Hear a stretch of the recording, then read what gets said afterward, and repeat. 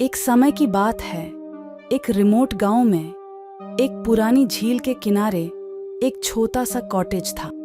Cottage के आसपास का वातावरण हमेशा से ही रात से भरा हुआ था। एक आदमी कबीर वहां पहुंचना चाहता था। उसे कॉटेज के राज को जानने की खौफनाक ख्वाहिश थी। जब वो कॉटेज के करीब पहुंचा, उसने एक छोटा सा लॉकेट जमीन पर पड़ा देखा। लॉकेट के अंदर एक चाबी थी जो कॉटेज के राज को खोलने की असली चाबी थी।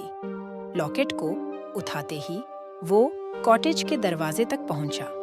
कॉटेज के दरवाजे पर एक छोटा सा नोट चिपका हुआ था और उसमें लिखा था, राज यहाँ छुपा है।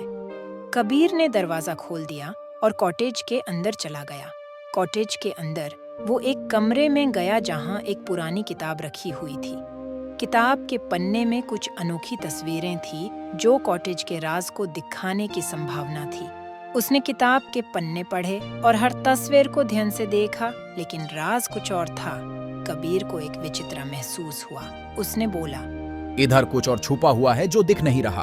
उसने कॉटेज के हर कोने को छान लिया, लेकिन कुछ नहीं मिला। तभी एक अजीब आवाज आई, राज है यहाँ। कबीर ने घूरने लगी, लेकिन किसी को दिखाई नहीं दिया। फिर वो लॉकेट को देखा और लॉकेट के पीछे एक छोटा सा शब्द था जो पूरी तरह से पढ़ा नहीं जा सकता था। लॉकेट के शब्द ठीक से पढ़ने से पहले एक तेज हवा चली और वो लॉकेट जमीन पर गिर गया। लॉकेट गिरने के बाद कॉटेज का माहौल अजीब सा हो गया।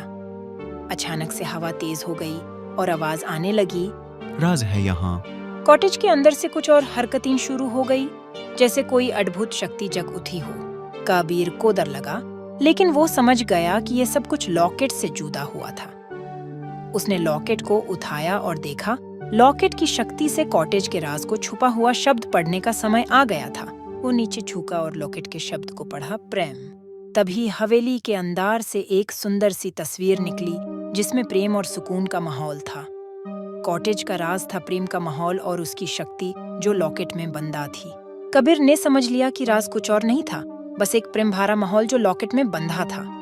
उसने लॉकेट को रख दिया और कॉटेज से बाहर निकल गया। राज ने उससे ये सिखा दी, कभी कभी राज सिर्फ प्यार और प्रेम भरा माहौल होता है जो हमारे दिल में बसा होता है। उसने कॉटेज को छोड़ा, लेकिन उसके मन में अब एक नया नजरिया था। कभी कभी राज बस प्यार और प्रेम में ही छुपा होता है।